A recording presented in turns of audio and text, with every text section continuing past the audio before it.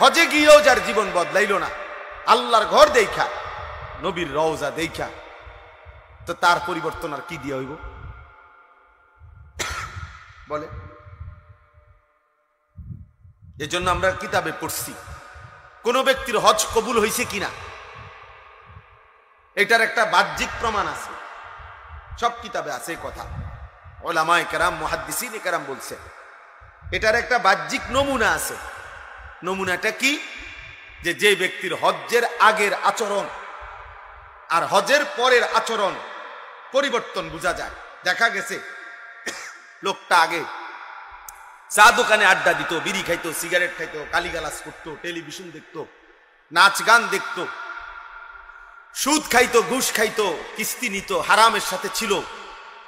আলহামদুলিল্লাহ এখন হজের থেকে আইসা সব ছেড়ে দিছে, আল্লাহ বিল্লাহ করে, নামাজ রোজা করে, তাসবিহ তেলাওয়াত করে, বুঝাই যায় চেহারা। তো উলামায়ে কেরাম বলেন এটা প্রমাণ করে যে আল্লাহ তাআলা তার হজ কবুল করছে, কারণ তার মধ্যে কি হয়েছে? পরিবর্তন হয়েছে। কথাটা বুঝছেন কিনা বলেন? তাহলে রমজানেরও তো একটা উদ্দেশ্য আছে। আল্লাহ তাআলা আমাদেরকে একটা মাস যে খাদ্য পানীয় স্ত্রী মিলন থেকে দিনের বেলা বিরত রাখলেন, এর কি কোনো উদ্দেশ্য নাই? সেই উদ্দেশ্য কই? সেই উদ্দেশ্য কই? তোমাদের ছেলেদের চেহারা দেখলে বলো বাবা পরিবর্তন কোথায়? রমজান পেয়ে পূর্ণ এক মাস রোজা রেখেও কেন নামাজ পড়তে পারলাম না? রমজানের মতো এত বড় মাস পেয়েও তোর কোনো পরিবর্তন নাই। খোদার গজব করুক তোর উপর, আল্লাহর লানত করুক তোর উপর, আল্লাহর লানত করুক। এত বড় রমজান পেয়েও একটা মিথ্যা বলা ছাড়তে পারলি না নাফরমান। নতুন করে নামাজ পড়া শিখলি না নাফরমান। কোনো কিছুই কোনো পরিবর্তন, চুল আগের মতো, প্যান্ট আগের মতো, জামা আগের মতো। আহা অসভ্যতা, নোংরামি, অস্থিরতা, নারী, ছবি, জিনা, ব্যভিচার, মদ, জুয়া, সুদ, ঘুষ, ওজনে কম দেওয়া, গালি, বিড়ি, সিগারেট, টেলিভিশন, নাটক, সিনেমা, যার যেটা আগের মতোই। তো রমজানে কি অর্জন হবে? একটা ছেলে ভাইবো, সবাই একসাথে বদলায় না, আমরা জানি। সবাই একসাথে বদলাবে না, একজন হলে একজনই ভাইবো। নবীজি তো বলছেন, এটা জিব্রাইল বলছে, লানত ওই ব্যক্তির উপর রমজান পেয়েও যে জীবনটা বদলাইতে পারল না। এক ওয়াক্ত নামাজ না পড়তে পড়তে এভাবে 10 বছর, এভাবে 20 বছর, একদিন যদি আর কোনোদিন আল্লাহ তাআলা আখিরাতের কথা মনে না করায়, হ্যাঁ, সারা রাত উলঙ্গ ছবি দেখতে দেখতে যে ছেলেরা ঘুমাও, শরীরটা নাপাক, নারী ছবি দেখলে এটা নিশ্চিত শরীর নাপাক হয়ে যায়। এই বীর্যপাতের কারণে শরীর তো নাপাক হইছে, এশার নামাজও পড়ো নাই, এক ওয়াক্ত নামাজও পড়ো নাই, এই অবস্থায় ঘুমায় এই রইলা। যদি এই ঘুম আর না ভাঙে, যদি এই অবস্থায় এক বোমার আঘাতে, এই আজকের পত্রিকা তো আসছে, ফিলিস্তিনি এক বাচ্চা 6 বছরের সাক্ষাৎকার দিছে। সে বলছে আমি আমার সাথীদের সাথে খেলতেছিলাম, হঠাৎ করে বোমা আসছে, পড়ছে, আমি বেহুশ হয়ে গেলাম, হুঁশ ফিরে আসছে, আর আমি দেখি আমার হাতটা নেই। আমার হাতটা, আমার থেকে 6 বছরের মাসুম বাচ্চা বলতেছে, আমার হাতটা, আমার হাত ছুটা, আমার এই হাতটা আমার সাথে নাই, বোমার আঘাতে উড়ে গেছে।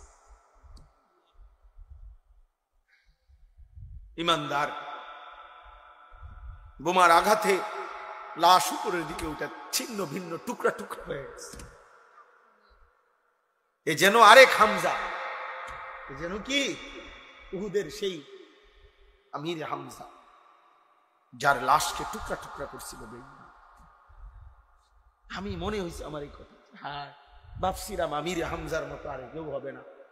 আজ আমার ফিলিস্তিনের শহীদ, আবারও সেই উহুদের নবীর চাচা আমির হামজার, আমার তো মনে হয় ওই শহীদকে উহুদের শহীদ আমির হামজা সালাম যায় তুই আমার সাথে, আমি তোকে নিয়ে জান্নাতে দাঁড়াবো, আমি তোকে নিয়ে হাসর ময়দানে দাঁড়াবো। এজন্য বন্ধু আমরা অনুরোধ করি তোমাদেরকে, বাবারা আপনাদেরকে অনুরোধ করি, আপনারা আপনাদের ছেলেদেরকে কিভাবে নামাজি বানাবেন ফিকির করেন, আপনারা আপনাদের মেয়েদেরকে কিভাবে পর্দানশীল বানাবেন ফিকির করেন, আপনাদের স্ত্রীকে কিভাবে নামাজি বানাবেন ফিকির করেন। এই ভাবনা ভাবেন, চোখের পানি ফেলে কাঁদেন, আলেমে দ্বীনের সাথে পরামর্শ করেন। আহারে বাপ, এই যে কয়জন বাবা আছেন আপনাদের কাছে অনুরোধ করি, চাচা আমার কথায় রাগ হইয়েন না, আপনাদের যাদের ছেলে নামাজ পড়ে না, মেয়ে পর্দা করে না, আপনি একজন ব্যর্থ বাবা।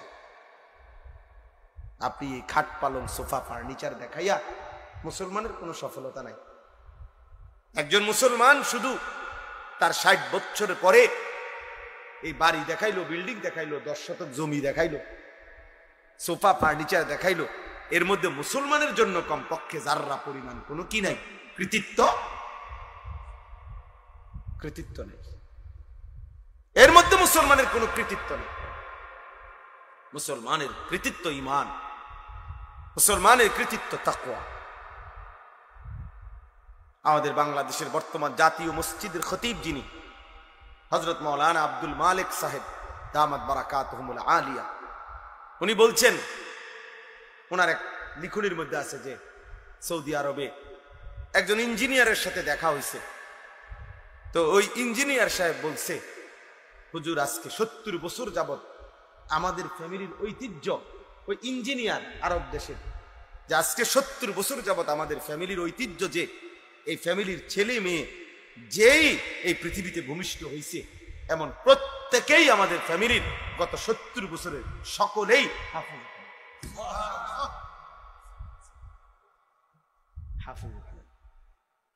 ছেলেও হাফেজ কোরআন। তাহলে এটা বলার মতো কিছু, কি বলেন, এটা একটা বলার মতো জিনিস। শেখুল হাদিস আল্লামা আজিজুল হক রাহমাতুল্লাহ আলাইহি, তার ছেলে মেয়ে নাতি নাতি সব হাফেজে কোরআন, কসম আল্লাহ, সব হাফেজে কোরআন। এই যে আমাদের আলোর মিনার, সাহসের বাতিঘর, যে কথা বললে বাঘের গর্জন হয়, যিনি দাঁড়াইলে মিছিল হয়, যিনি হাঁটলে আন্দোলন হয়, তিনি আল্লামা মামুনুল হক। মামুন কথা বললে গর্জে ওঠে।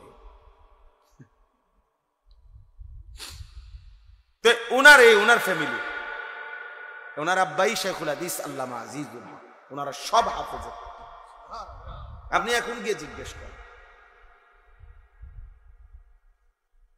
এই জন্য বললাম বাবা, এটা বুঝতে শিখেন, বুঝতে শিখেন, ভাবতে শিখেন।